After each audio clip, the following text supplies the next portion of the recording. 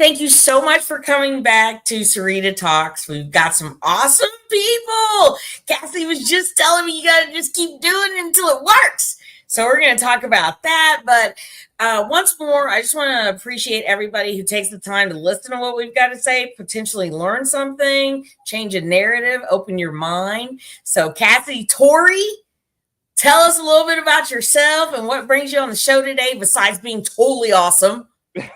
Well, just your energy is what brings me on today, and just want to get out there and practice a little bit more public speaking on this type of forum. Podcasts are hugely popular and not going away, so getting as many podcasts as possible. I'm 15 plus years of what I call a media broker, but a lot of people call it producer. But I've done the full gambit from media buying to producing full scale videos for around 15 years. Across the board. Been at a small studio here that was called Sun Studios, into the horror distribution, believe it or not, of movies. Wow. Executive produced my first movie, which is a cheap horror movie. Not cheap, but it actually looks really good for the budget.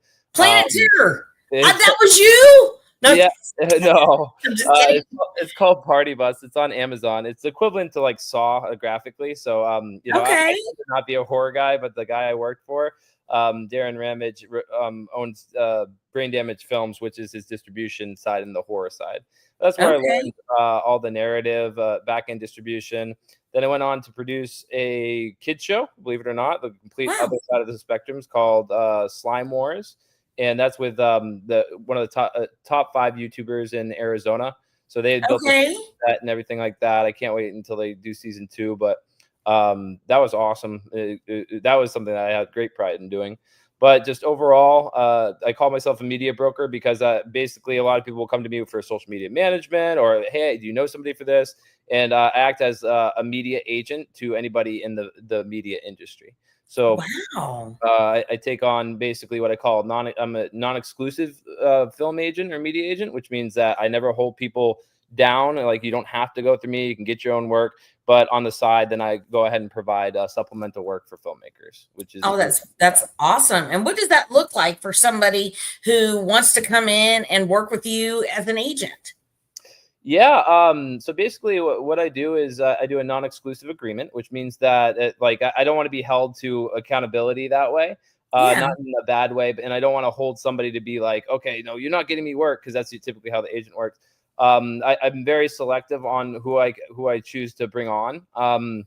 And basically I do an agreement to outline everything. I always do everything with agreements. I say agreements, not contracts. Contracts, I don't like the word contract. I like agreements. That's right. Very, very key on the words we use, and I slip up to as well. But I don't try, I don't maybe, I will or I won't do something, and it has to be that certainty for a conscious command to happen. But when I've had a bunch of filmmakers forever, and I've monetized them to the point where they're doing this full time rather than doing a 9 to 5. And they're able to get their own work while I'm also providing them with that work and that outlet. So I really like that too, that you're like free agent style with the people that you're helping and not pinning them down, because a lot of times people get into careers and paths and they don't exactly know how to do the best, or how to, really get the reins and take control of their horse-like vehicle or whatever. You know what I'm saying? And crack the whip to get things done. So it's always good to have somebody who's willing to help you. Which brings me to when I first was, able to virtually meet you here. You told me some really good things about ChatGPT. Yeah, how'd that go? Tell our audience about that? Did you try that out? Did it work well? I did, and it went really well. What he said is, hey, go on there and, really be pointed with the questions that you asked ChatGPT. And I said, hey, with my background, what would be some really good opportunities for me to affect change like this, to speak about this? And let me tell you, ChatGPT told me I actually used a couple of different AI softwares so that way I could get my little list and go through them. Now, I haven't had time to. But what an excellent way to get yourself back in the job market. I have a friend. she has been out of work for a minute. As soon as I saw her, I told her what you told me, and I said, do it for grant writing and freelance writing. So, you learn something every day. But we really had talked, and it really made my heart smile when you were talking about Valkyries and people that are warriors, and everybody's got a story. You want to tell us a little bit more about that? Yeah, so basically a female victim that becomes a hero, I call Valkyrie. And I've met a ton of what I call Valkyries. You're definitely one of them. Thanks. I'm glad you said it. You are. I mean, that you doing this and just being and sharing that experience. Like I've had people of being incarcerated and things like that, and that there is hope and that you can flip the script, and you can change your script no matter what. Practicing spiritual practices like I am and stating those things like you are, but you would say I am a Valkyrie, right? And a Valkyrie to me is somebody who has that Valkyrie cry, that warrior cry of whatever it is, peace, love, protection. There's been a lot of people that I've met, especially on the female side, that have chosen to be a Valkyrie and not a victim, right? That's right. And on the male side, it's more like victim or hero, right? You're going to be the hero or the victim of your own story. And you choose that. When you talk about, my company is called Manifest Media for a reason, because I've manifested everything. I've been to Hollywood. We filmed Denise Richards with this fashion magazine, Vivica Fox. Like I've been in interviews behind the scenes and all that. I chose to stay away from Hollywood and be more independent. You really have to either choose one or the other. And I chose just to have my freedom. But the point is like to manifest it, it's about you have to watch what you say and watch what you do. And the more you're self-aware of that, the more you can manifest and manipulate your environment in order to have these conversations for you to become a public speaker, of incarcerated to be on the stage, right? Yeah. And the mind is like, well, I can't, like the I can'ts, right? I can't, I woulda, I shoulda, I'm gonna try. Once you extract it from saying it, because your mind doesn't know the difference, whether you believe in spirituality or psychology, 90% of our behavior is subconscious. So when you say that's right, and this isn't no matter what avenue you are, whether it's science, magic, spirituality, doesn't matter. This is all true. Your mind doesn't know the difference. You're going to react that way, and you're going to manifest whatever you say. So that's right. You wake up and you're like, oh man, this is going to be a terrible day. You just cursed yourself into a terrible day. You know what? That leads me right into what I wanted to tell you. I have a wonderful uncle, Uncle Jan. Shouts out to Uncle Jan. And he says, blessings and curses come out of your mouth. Yes, they do. So if you're walking around all day cursing like, I hate this, I hate that, then you're really, putting that hatred and all that poison into your body. So I like that you brought that out, because the more, and you say, hey, I am powerful. I do deserve this. I am loved. Yeah. And I love that. So Manifest Media. Yeah. Manifest Media broke. Tell us about it. Yeah. So it's been a wild ride. So after I got out of the studio, I worked there as a sales director for a year and a half, trained myself in distribution and all that type of stuff. But when you're talking about niches in your first side, I fell into the dental implant niche. It was kind of, I fell into that. That's how manifestation works, is like I met a guy that was like, look, I'm looking to do these type of videos. And then I aced it the first try. And then I got into the big implant companies. And at that point, I was embodying I am as a producer, and things just started manifesting in front of me. Nice. Yeah. But I am a producer. I am a producer. Yeah. And I was in college and everything like that. And you'll always get the naysayers, right? You have to expect the naysayers. And when you get the naysayers, that's a good sign. People don't realize that. When people are like, you shouldn't do that. Shouldn't you do a 9 to 5? Like, what are you doing this way? Those naysayers are just that test that you're putting in front of yourself, in my opinion, in order to overcome that, whatever that situation you put yourself in on there. Are you brave enough? Do you really believe in yourself is what they're really saying, right? Do you believe in and let me add on to that. Sometimes it could be your family and your closest friends, and they don't know it. That's right. They don't know it, but they're holding you underneath their thumb because what you're doing is so foreign to them. They're scared for you. They're scared, and they think you're going to fail, and they don't want you to fail because they've never done anything like it before or seen it done. Well, it's based in fear, and that's what I'm actually starting a new company soon called the Joy Genie, which is going to be going over this type of stuff, motivation and quantum entanglement and generational curses. And that goes into the generational curses that we see. we programming from, if you're from a poor background and you're going in there and that's all you know, then you're like, well, and then your mind thinks, well, now I have to be poor like my family. The family's like, okay, no, you can't do this. What, you're going to go start your own business? Like, I didn't do that. So they limit you. Yes. Put you in limiting beliefs, and you can't manifest with limiting beliefs. You have to think as grandiose as possible and go towards that. And like almost scary big. Yeah. Like, if you're not afraid of it, then it's not big enough. Yes. If you're not afraid of it, it doesn't make you nervous when you're like, oh God, I'm nervous. Like for you, public speaking, right? I'm sure that was a huge leap to get on that stage the first time, and just the nervousness of that first time. But then doing it and accomplishing it and be like, wow, you have to break through that fear, because fear creates limiting beliefs. That's what really holds people back. And generational curses, a lot of them come from the family. Basically, no, do this. You should do what I do, or the dad. So you have to really shred away other people's opinions of you in order to go and do that. I was lucky enough to have a mother that's like, get out of the nest, go. But I know other people don't have that, or they don't even have a family. So that's where I use my experience in order to influence those people in a positive way to unlock the what I call the sovereignty within self, which is what we call the God gene that's attached to what we call source consciousness, or what people call God. Connotation doesn't matter. We're all praying to the same thing, honestly. It's just different cultures, and I could go into that whole religious spiel, but that's more on the Joy Genie side. So okay. So that's something we have to look forward to in the Joy TV side, because a lot of people, I think, get caught up on how you're praising, how you're worshiping, and when in actuality, going for a walk outside and being thankful and grateful that it's there, you're doing something, It's so not secular. It's not. Don't hold yourself in by labels. It's not secular. It's not this or that. It is existence itself is God. Every little thing is, every atom, every particle is God itself, in my opinion. But that's my opinion. People have, what I call culture. When you start breaking down words, you start really seeing things. Like the word cult is in culture. Cult isn't necessarily a bad or good thing. The word cult is just a collective of beliefs. But when we say, oh, you're in a cult, people are like, oh, that's bad. But the church is a cult, And there's just different offshoots of it. That's right. And when you start thinking in what we call non-duality, is nothing is good nor bad. It's just based off of cultural constructs. As you go to let's say like Africa, they're going to have different cultures of what's bad or good to America or Europe, or China. Like to them, it's commonplace. Like there's some things that we would think is horrific and terrible as Americans, just because we have this blessed life here. Right. But over there, it's commonplace.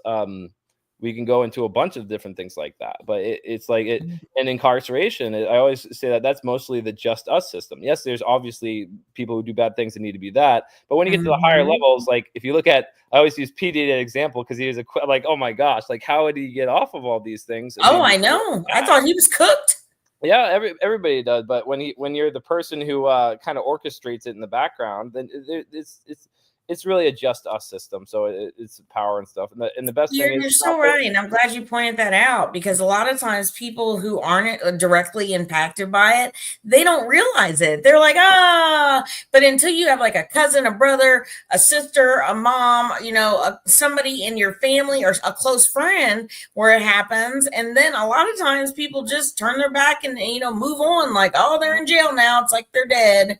So just for somebody to have a different perspective, before we move any further, you've got to tell us more about quantum entanglement. It's actually a quantum untanglement. That's interesting. Okay. So that's where a lot of people, when they're in, like, so for me, this is more of the spiritual side, but it goes into what I do. We have 3 modes, right? So you have your avatar body, which is what we are right now, right? So this is what you're in. It's individualized and everything like that, right? Then you have what we call your oversoul, the infinite versions of you. And that's where basically, and this is going into quantum theory and everything, it's the infinite versions of you. And quantum shifting is taking one version and shifting over there. It's like, so in this scenario, you have a version that was in jail and didn't become this. But then you have this version that you're experiencing right now, and you quantum shifted to this I am, the speaker of you. But some people call it higher self. When you go into the upper dimensions, it's not like it's higher and lower. It just is, right? That's where you have to get to the meta principles of non-duality to even reach those concepts. Wow. So the last one is Brexis, which is all, which is everything. You know, every person is a part of that. Without one of those people, that's a collective consciousness of the individuals of what we call. So going back on the quantum untanglement, what do I do this is my other brand that I'm starting called the Joy Genie, is I'll sit down with a person, walk them back through life, identify generational curses, things that are getting stuck on the financial side. And it's basically a conversation. It's not really even me. It's me going up and talking to your oversoul and and a lot of people will be like, "You're right." I'm like, "I didn't say anything. You're the one talking." Wow. Wow. So it was that self-talk that came in, something different, telling you what you really needed to hear. Yeah, it is. And a lot of it's not always pleasant, honestly. A lot of it is like, okay, you keep having this relationship over and over again. You have to look at that, or it's going to keep reoccurring. And what happens with karmic cycles is that they keep occurring harder and more fiercely until it happens. This could be until you graduate from it, until you identify, until you go outside into your oversoul. It's like, oh wow, why am I doing that to myself? Because you do everything to yourself, whether you like it or not. Whether you feel like you're broke, you're the one who put yourself there, and you're the one who can get out. So, or if you're I've had the richest people in the world be drunk, millionaire friends that are drunken alcoholics that are miserable. You know what I'm saying? Right. So it really isn't about like the money flow or anything like that. It's really about just addressing those things. And a lot of people, it gets stuck the programming when they're younger. They're just not willing to address it, or hasn't had anybody experience in walking back their life, and to the point where it's like, that's the point that's holding you back. And those barriers are like handcuffs to your highest destiny. So you're putting these handcuffs on yourself, and you want to be able to unlock it through looking at your shadow. And a lot of people will run from their shadow through avoidance. Avoidance is a huge thing. So when you realize to turn around and face it, be like, okay, I am being lazy. All right, I am, and I've done this to myself. I'm telling this like man, I sat down all day today and did nothing and watched Netflix, even though I love film and things like that. That's why it's like I should be doing something. That's why I'm here, or else I wouldn't be, right? So there's that purpose that's driven there. But the quantum entanglement is the process of going into your for me, going up to your fifth dimensional self, and then for you to talk in your avatar form, which is your individual form, and then pull yourself up to your own oversoul. And so then so you can see it the way that you're supposed to. Like, wow. And a lot of people will say things like, wow, you're right, or I never thought about that. It's like, it's not even me talking. You're releasing pent up stuff through what people call on the chakra system. Again, the connotations doesn't matter. I preach non-duality. I don't preach like this and that. But the vocal chakra, if we don't speak our truth, if we don't come out, like, then that's what holds us back. And a lot of it is vocal chakra release, where people, a lot of this happens to me with female clients of mine on that side of things. They'll have a deep repressed trauma they haven't told anyone, and they just need to get it out. And you can almost feel it seep out in the release. They get lighter. They look lighter. Right. Wow. You're breaking their traumas and everything down to like that lowest common denominator, something you may have forgotten about, something that you repressed and sucked back in. Let's bring it down. Let's get it out. The moment I always tell my silly one. So emotion was hard for me. Like mine's silly. Like when I walked back, I had a girlfriend at the time that broke up with me and gave me back bracelet, and I started crying in front of everybody. And then everybody made fun of me when I was a kid, because people like me when we were a kid. And then that just walked my emotion. So I had to walk back to that one moment, as silly as it is. Some people are like, oh, it doesn't have to be traumatic. It could be the smallest thing that made the biggest effect at that moment, that point in life. So, and then I'm like, okay, well, that's why I have a hard time feeling emotion, because I'm a man, and you have to get all grizzly. Like, no, you can't do like that. Which is a huge, we can talk about the divine masculine and feminine and how it's tethering right now. Okay. That's another show. I can't wait. Oh, I have a ton. I mean, I have a ton of this.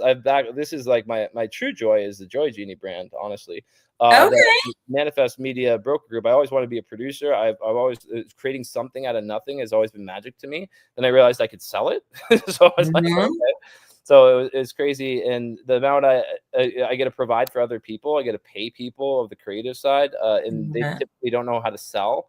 So sales is a very specific skill that you have to be able to be good at, be personable. And a lot of the creative people, creative management is the most different type of management. You have to know how to work with people, how to influence people on the creative side. And creatives are notorious for being off the wall all the time. So you have to identify the personality type. You have to talk to them the way that they are. So it's a lot of management on that side that needs to happen, but it's mostly relationship based. So Okay. Well, you've got something coming up. Actually, there's two things. One of which I'm involved in. We're going to save that. We're going to save that one. But the American Film Festival. Tell us when, where. Yeah, it's actually sorry, it's not American Film Festival. It's the first AI. It's the A3F. It's the American AI Film Festival. So Nice. So, but it's pretty cool. So what I was pretty opposed to AI coming in. That I reminded myself, like, you got to think of it non-duality wise, and then something manifested that kind of changed my mind. I do feel like AI is very critical to keep away from our kids because of the influence it has. There's been studies coming out on how it's influencing their behavior, how they're bonding with these chatbots instead of people, how it's creating psychosis. However, on the flip side, PJ, who runs the American the for AI3 festival, he's the one. He has disabled kids, and so this is what changed my mind about it. He's like, well, they're able to speak this way and create this way. I'm like, okay. Yeah. And just like Star Wars, there's good droids and bad droids. So, and that's how it's going to be. Just like it's all going to be down to the programmer who puts what in there. And yeah, there'll be deceptive things, but there'll also be a lot of positive things, just like it is. And that's where I remind myself nothing's good nor bad. And then I jumped on the board. Another thing with the AI and film, it's the AI Film Festival here, is that in Arizona? In Arizona, in Tempe? Yeah, in Tempe, Arizona. It's either going to be at the ASU building, which would be a great brand name to have, or the convention center. So we're making our final approval right now. We don't know either way, so we can't say for certain. But one of the two of them, he's definitely going to have it this year. But on the film side of things, so the industry is completely changing. If you're not in film, you wouldn't realize it, but they're starting to make full feature movies with AI that you can't even tell a difference. Wow, so, it is getting big. Yeah, it's getting big. So my next kind of venture is to be able to do distribution for those filmmakers, because basically even though the AI is making it, you can still monetize it. I figured out a plan to monetize the distribution through outlets. You just do the same thing just with the movie. All they care about is the content creation and that it's done well. Then you can get it distributed. It does cost something. But that's how you get an ROI. A lot of these AI filmmakers, they're just making stuff because they love it, right? They're like, wow, this one scene would have cost me $10 or like $1 million for this one scene with this Godzilla creature destroying the world, and now I can do it in like a whole day. Like I can do the whole shot in a day. So it's unbelievable that it's kind of giving the power back to the creator. Hollywood scrambling, but they're still in dominance because they got the Netflixes and the streaming and the money figured out. So what I would like to see is the power. I mean, what happened is it's a shift in more into the creator, which is awesome to see. But at the same time, it is stealing. I mean, again, there's this duality to it all, and this is why you have to see both sides of the coin. And I've trained myself to do so. At the same time, it is taking creative content, like creative license, like Disney and Warner Brothers just sued I forget which AI company, but you can literally make a Mickey Mouse exactly the way it is, and it's technically copyright infringement. But so many people are doing it that they can't keep up. So the copyright laws are that they're attempting to sue. It's like the Napster of the future, right? Yes, exactly. Yeah, great way of putting it. They're attempting to sue, but at the same time, they're using the AI for their movies. So it's right. So, well, we've got that's so awesome though that you're on the board for this, correct? Yeah, I'm on the board. I started it with my good friend Samantha Goldberg. She's the celebrity host from E! Entertainment. She's the ex-host over there. I kind of grabbed her over for Runway for a little bit. Runway when we were doing that, not with that brand anymore. We went completely independent. But yeah, I went to the first one. It's crazy. Like they have the theaters and everything like that. What's awesome is to see the creators that create this AI and see the process and the magic that's coming out. Like it's unbelievable what they're creating. So PJ's running a great ship on that side. Definitely want to promote that. So thank you for promoting that as well. Absolutely. Here in Arizona, if anybody would Tempe, Arizona, September 31st through October 2nd. Yep. All right, then we've got something really going on where entrepreneurs align alliances. Yes, September 3rd is the Grand Roundtable. Yeah, the Grand Table. So I've been there every year since I've been a member. I think I've been a member 5 to 6 years. David Hogan's been amazing. It connects me with wonderful people like yourself, and it really just the friendships I've had. I've gotten a chance to assist a lot of people. That's kind of like where I one of my principles is give without an expected return. And then a lot of people are like, well, what can I do for you? And then you said the podcast. I'm like, sure, that's great. You know, like, well, right on. What the offer is. I have to work on receiving more. It's been one of my biggest difficulties. But yeah, no. Well, I'm glad you took this. No, I mean, it's hard not to. You're just such a wonderful, bubbly package.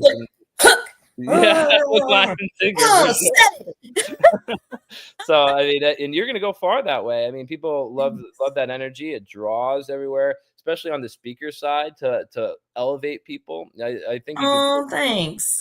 I know it's not. I think I know you are going to be. See how I choose the words there. You're going to be a unbelievable speaker. So thank you.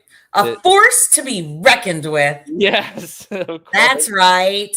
So Cassidy, we were talking about mindset, but it seems like Joy Genie is where your heart's at. When are we going to launch? It is. I've actually been getting testimonials. I have so people are like, how can I help you at like you did, but on a more emotional side. I've had a lot of people cry the first time in a good way, like a release. A couple of Alliance's members do as well. Just get on, and then it starts as a business conversation. It goes into a very in-depth personal place, which is completely fine. I'm used to that happening with people. But I'm putting it all together. I have to get like the offer. I want to be able to do like a 3-tier, like, okay, I don't want to turn away people who can't afford things, you know? Yeah, that's right. So a sliding scale. So yeah, well, I have kind of an interesting system. Either basically, I was snowballing that. Obviously, there'll be a monetary if people can afford it. That's great for a session. The other side is like a donation of time. You know, so okay. You know, I'll donate my time, but you have to do this many postings or give me a testimonial. Yes. And that's kind of where I'm going for it, because then the trade's good, because you know, I have what I call savior syndrome, which I want to save the world. Yeah, I think I have it too. Yeah, no, it's a thing. It is a complete thing. And you just keep like, well, why are you're allowing them to do so? So I have to watch my savior syndrome and be like, okay, well, you know, there has to be an exchange of energy in the least. So in the least, I always be like, okay, in the least, just do a testimonial so I can assist other people. Right. There you go. Not about helping. Helping is a very weak word in my mind. It's about assisting, right? Because you don't need help, or the person I'm talking to doesn't need help. They need assistance figuring out to spark that divine sovereign spark that's within them. And a lot of it is pulling them outside of the duality, because duality creates hate and division. And that's the most crippling thing a person can do, is to completely polarize himself and not see other people's opinions. In my Lord, we're at a really good time for statements like that to be said and then perpetuated throughout the atmosphere. So speaking of AI, when I put this in Opus Clip, go ahead and click and make me an affiliate. Yeah. The AI is going to pick out the most important parts of this conversation. I surely hope it picks that out. Yeah, no, I get a lot of sound bites for that. And that's where, like, you know, my industry and going back to the film side, flipping on that side again, It's under the filmmakers aren't under attack, I would say, but there definitely are actually, as far as like editors, Opus Clips, all these modern AI Oh stuff yeah. is cutting away from them. However, there's stuff that editors can do that Opus AI with the processing you won't get the organic resonance from. So there's a place for each one. Like we do in-depth case study and patient journey videos, things like that you can't AI. It's real people. No. It's real people, real stories, and real emotions. Even though like if you AI'd yourself, I still wouldn't feel the essence if it wasn't you, just me. I would hope not. Yeah. Darn robot look-alike girl. Yeah. But they're Don't doing feel that. my thunder. but like and even though they can keep like polishing it or whatever, but human beings the micro expressions that people have and everything, which they're getting very good at, trust me. Like on the cinematic and narrative side, you will see a lot of AI movies that you won't be able to tell the difference. Wow. But on the commercial side and the promotion side, customer testimonials, all that stuff has a large ROI because people buy from people. And they do. Word of mouth. And people who don't have buyer's remorse, so people who are happy of going through that and coming back, that's the key. And that's what we focus on, that has such a big ROI in our market, is we extract the human element of it. Because the whole point of why people buy is it's emotionally triggering. So if you had somebody coming to your motivational event, they're obviously not feeling good. They wouldn't right. Motivational speech. So So you have to trigger them in order to create tickets, in order those sales, in order to assist them. Right. So how are you going to trigger them to get butts in seats? So that's that call to action. You've got to find a way to get them there. And it sounds like AI is getting people there. They found a way. We just have to be careful.